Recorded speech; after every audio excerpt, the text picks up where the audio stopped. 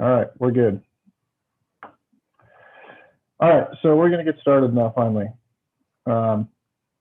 This is St. Con Show and Tell number 2. We got Tristan talking to us. If you participated in Hackers Challenge last year at all, you probably did some of the packet capture CTF. That was all done by Tristan, all of those challenges.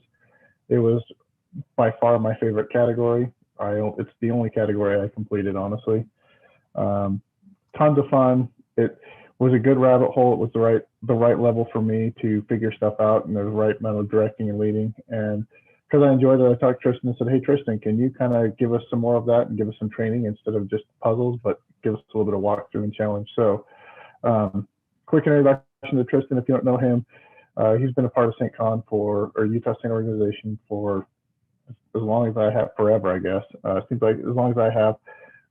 He works up at Weber State, and he does networking for his day job, and he's good people. He's my best friend. He's always there for me. He's who I turn to when I need help. Is that everything I'm supposed to say, Tristan? Did I get it? I'll pay you at least half of what I promised. All right, so good. Anyway, I'm going to stop talking and hand over to Tristan. Let him get rolling through this. But anyway, it should be pretty fun to learn about some of this PCAP and some Wireshark goodness. Okay, thanks, Matt. All right, everybody. Welcome to my presentation on Wireshark. I want to start off with some show and tell. Here is the first color image sent back from Mars from the Perseverance rover, which I think was pretty cool. About me, you covered most of this. I like Tesla, solar panels, sustainability. I'm a trumpet player, and my most recent hobby is game development using an open source game engine. And if you ever played during the Hackers Challenge last year, the puzzle where you were a little Hacker Challenge character running around trying to solve a puzzle, I made that. And hopefully this year I'll be able to make some more fun ones as well.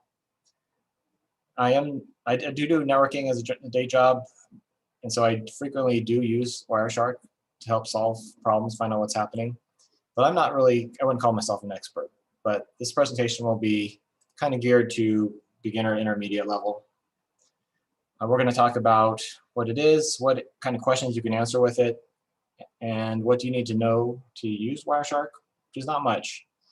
We're going to look at some captures. Now, I wanted to point out this slide was made by my 11-year-old son.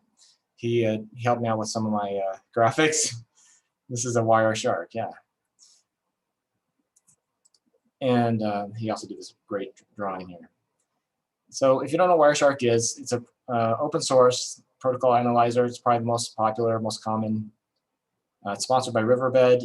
You can look at hundreds of different protocols. You can use it for live capture or offline, which is what we're doing today. It runs on pretty much every platform you have. And it can even read and write other file formats, even captures from other vendors. And you can use it to decrypt encrypted traffic, but it's not really meant for breaking encryption. It's meant for, if you have the keys, you can decrypt. And some of the questions you can answer it, the most common thing I use it for is who's talking to who, using IP addresses and MAC addresses. For instance, if we want to know who's killing the network with a broken NIC driver, we had in our university, we had some network problems that were caused by an Intel NIC driver that when they went to sleep, they would send out thousands of multicast packets. And if you had Wireshark, which is how we solved it, you just fire up Wireshark and you would see 99% of the traffic was caused by one host, just slamming that multicast out. And that's something Wireshark helped us solve. Who was the guilty party? And so once you had that MAC address, you could look in the switch and find out what port it was on and shut it off. What protocols are being used? So for instance, is it unicast traffic, multicast traffic, UDP or TCP, or even the application protocols like SMTP, SNMP. Jonathan Karras and I were recently testing OBS, Open Broadcast Software, with the NDI tools, which is a great way to send video traffic between two computers. And by default, it uses unicast. I believe it uses around 100 megabits of throughput. So it's pretty beefy. And if you wanted to send your video to multiple hosts, you don't want to use unicast because that would be 100 megabits per destination. So we were trying to enable multicast. And to confirm that we were actually got it to work, I fired up Wireshark to see, yep, these are now multicast packets. So the third thing that Wireshark can do is find out what is being said. And that's typically for unencrypted protocols or if you have the keys. So HTTP, unencrypted things like HTTP, Telnet, TFTP, IRC. A question that is often needed is if a vendor has an application that's kind of a black box and they don't provide a lot of information about how it works and is it using encryption for its back end, you can use Wireshark to capture out the packets and verify that, yep, this is encrypted traffic. So that's another use case. So what do you need to know to actually use Wireshark? It really helps if you know at least the basics of the OSI 7-layer model. So you may have seen this before. Layer 1 is the physical layer, and layer 2 is data link, which includes, this is where your MAC addresses are found. This is where switches operate. And layer 3 is the network layer. This is where IP addresses are found. This is where routers operate at. And then the transport layer, this is where UDP, TCP is set up. So firewalls often look at these ports. And the application layer, Wireshark actually gives you really good information on a lot of common applications. We'll look at some of those today. And that's layer 7. So the first thing that, as I say, the first thing that I look at when I fire up a capture is the protocol hierarchy. So that's under the statistics tab. So to statistics, protocol hierarchy, this will kind of give you an overview of what's inside this capture. So I like to sort by packets. And you can see the capture that I'm using today is like an example capture. It's actually the same one I used for the St. Con Hackers Challenge. And there's about 35,000 packets. It's a whole bunch of random things captured and put together in a single file. And you can right away see that IP version 4 is the most commonly used protocol, and the RTP is the most common protocol. So RTP is probably a voice traffic, and so this is a quick way to figure out what is being used on what is happening inside this capture. So if you also want to know who's transferring the most, you can sort by bytes and see kind of a similar thing. Okay, so the next thing that after I have a new capture, the other thing I like to do is the endpoints, statistics endpoints. And that's just right here. And this is where you see who's talking, Ethernet, IPv4, IPv6, and let's see. If you sort by packets here, you can see who's the top talkers on this particular capture. This is how you'd find out, somebody is slamming the network with thousands of packets. You would see them right here, and this would be the host, and you could easily apply it as a filter, which is, I think, the next thing I'm going to talk about is how to filter out your traffic. So this capture has 35,000 packets. Well, you're not going to want to look through all those packets, especially when every packet has, hundreds of things inside that packet you can look at. So let's look at, for instance, you could custom write these are called display filters. You click on this, it'll show you some common examples of what they look like, but you don't have to memorize that syntax. I don't ever do that unless I have to. Typically, I just like to right click on something. If I want to find out, like, if I want to find out all the packets that have this source IP of 10.0.0.1, you can right click on that data and say apply as filter. And well, actually, let's see. Let's see if I did that right. Nope. I got to get a better example. Let's see. All right, let's do something else that I tested. So let's look at, let's see. Oh yeah, so I kind of discussed the right-click applies filter. I'll do that a little bit more, but first thing we're going to look at is a sample of DHCP packets. So let's go to the capture. So you can also just type in the protocol name here in this display filter, and it'll filter it. So the first thing we're going to look at is I guess I'll take a step back. So the packets are up here. This is a list of all the packets that are captured. And once you highlight a packet, these two frames will change. And the middle one to me is the most useful. This is like the raw data, but this is actually really useful formatted data. If you don't know how DHCP works, there's the DORA process. It's the discover, offer, request, acknowledge. Discover happens when a client that does not have an IP address. You can see the source is 0. I don't think you can talk about DORA without singing, Tristan. I have watched a lot of DORA in my life, the Explorer. But if that helps you remember this, Matt, you can sing it yourself. So yeah, discover. This is where a host says, I need an IP, but I don't know who's going to give it to me. And so they just do a broadcast on the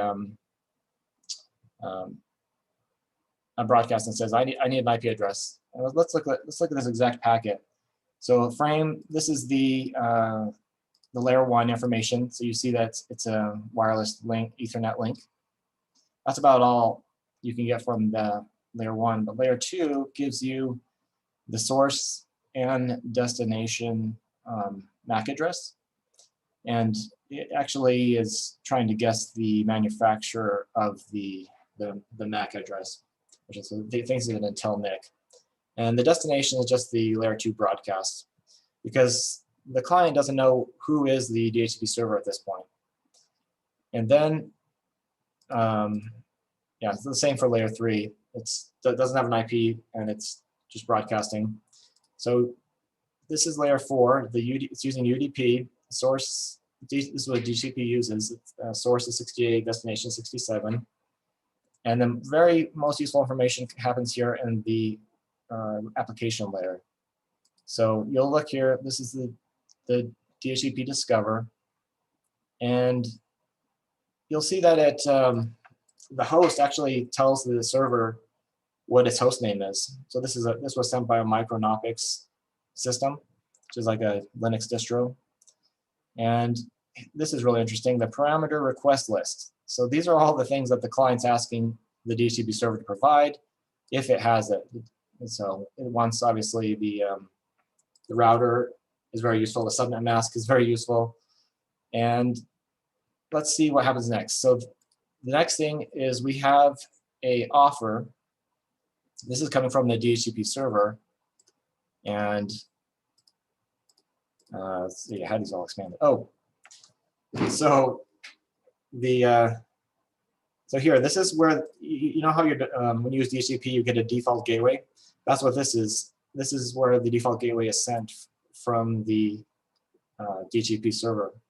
And I say this because there was a time when I was rolling out a new network and I forgot to add the default gateway. So users would get IP addresses, but they wouldn't be able to go anywhere. And it took a few seconds to figure out that the server was not sending a router. And so we quickly had to edit the DHCP server to add that. And this is where you get your DNS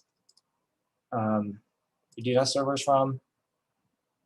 And so that's a little bit about DHCP. So you can kind of drill down into the protocols. So if you have any questions, yeah, there's a Discord, look what I did channel, and Matt's going to relay those to me. Let's look at. None yet, but I can just give you. I can give you snide comments if you need them. Maybe later. So let's look at CDP. So CDP is the Cisco Discovery Protocol. That is what Cisco devices and sometimes non-Cisco devices will use. It's like a layer 2 discovery they will just kind of broadcast this. So if you're connected to a Cisco device, and they haven't disabled it, you will see this kind of information.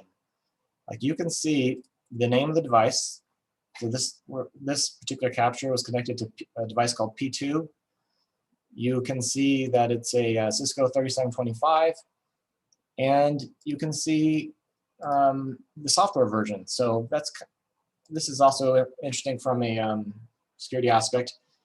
If all of your network devices are sending their device type and their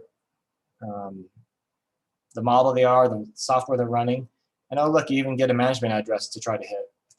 So that's kind of a leak of information that is very common, and I think it's just something you need to be concerned about. Make sure that your clients can't connect to these addresses is a very smart idea, using ACLs on your network devices. All right, so that's CDP. So can I just jump in for 2 seconds and comment on this, Tristan? Yeah. This is where I love, like, the bottom is the raw packet, the third pane that you talked about there, and it makes no sense to me. I don't know what the heck it's talking about, and I love that Wireshark is like, it's like packets for dummies. It totally breaks down. All this is built in out of the box. It knows what CDP is. It knows what DHCP is. It knows what SMB is, and whatever it can, it'll break it out all the way for you. And like you were showing earlier, the filters, like you just right click on that IP address and say filter for this IP address, and that's all you see. And like, it is stupid easy, and that's what I need. Like, it's awesome. Yeah, it does do a good job of helping understand what's happening without having to look at the raw hex or raw data. Okay, let's look at the next example, SMTP. So we're going to use a feature that lets you follow a TCP stream. So SMTP is a mail transfer protocol. It's very often not encrypted, or at least historically it has been. And so if you just search for, like I said here in the display filter, SMTP, and then you right click, follow TCP stream, this will show you the conversation, the TCP conversation that happened. The two different colors represent the two different clients that are talking back and forth to each other. So the client is sending this this red color. So you can actually see the content of the email. If you were to capture this, you would have the content. So just remember that not all protocols are encrypted, and you should always try to use encryption.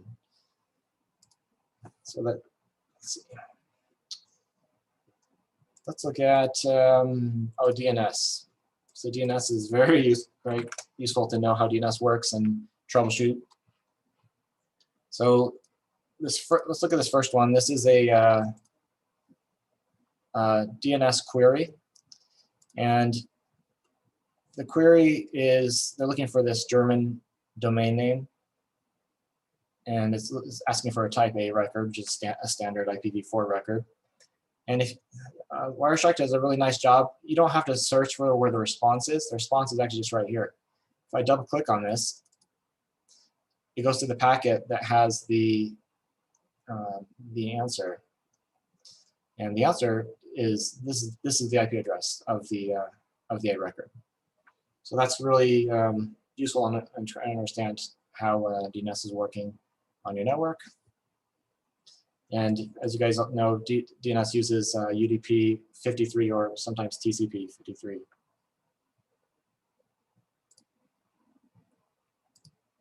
TFTP, this is often used for embedded devices, IoT devices, or even network devices. It's just a very simple unencrypted file transfer, often used for configs or writing an operating system file. So you can do two things with this. You can do the follow. It can actually follow UDP stream as well. So if you right click on your traffic, follow UDP stream, you will get sometimes you'll get the full thing. Let's see. Let's do it again. Let's try one of these. So we're going to follow DHCP string. Okay, so we got it. And this is something that you probably don't want other people to see, which is the config of a Cisco network device. There's another way to actually capture this data. This is a cool feature that I just learned about when I was preparing for this presentation. If you do file export objects and you select one of these like TFTP, you can actually just select this file and you can actually see the file name. And if you do save as, you can save the file that was sent over your capture. So is that saying there was only one file sent via TFTP? If there were 20, it would list all 20 of them right here? Yep. This capture, they only have one. If we look at these other things, there's the IMF, I think is like a mail format. So this is actually, you could download that email we saw as a file, as a text file. And then you can also do images too. So I wish this capture had some images in it, but if you we're looking at HTTP, you can see all of the HTML files can be saved. And oh, look, apparently these are print jobs. I've never looked at these before, but looks like you could also export them as print jobs. And like I said, you could do images as well. Do you want the questions from Discord as they come, or do you want them later? I'm noticing I missed a couple of them before. We could do one now. Bashman just wondering what's the coolest or your favorite feature of Wireshark? I don't know. I don't like those kind of questions. Sorry, Bash. All right, then his follow-up is how do you use the stats feature correctly? If you could you showed a little bit of there, but show a little more what you do with the data. There's a lot of things you can do with it. I was just showing you my favorite parts. Conversations is pretty interesting because you can see conversations is kind of like flows, like who's talking to who. Like if you just want to see a conversation between two different IPs, well, this will give you kind of information of that. I guess my favorite feature is just how easy it is just to use. A non-Ethernet decoder. No, I have not done a non-Ethernet decoder. Wait, oh yeah, it's Nevlag, yeah. So like I said, I'm not an expert, but I think that we should have some experts answer these questions. So maybe in the Discord afterwards, stay around if you are able to answer those. Feel free to speak up. I think I have one more thing I was going to show. Let's see. Okay, we did HTTP. Let's just do SNMP. And this is also what I consider another very common data leakage. SNMP is. So if you're using SNMP version 2, there's no encryption in it. And so when you're doing like a get, if you're crawling the network with SNMP, you're basically broadcasting your community to everyone. Like you're asking yeah, this is the community, give me your information. But at the same time, you're giving the community the person that you're asking them for the information to. So it would be really easy for someone to put up an SNMP daemon and then just listen to what communities are asked for. So SNMP 3 is the answer to that, which uses encryption and authentication.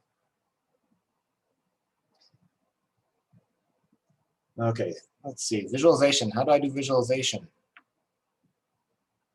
There's a question about visualization. The best name Wireshark has had. The best name Wireshark has had. Because it used to be ethereal. How many other names has it had?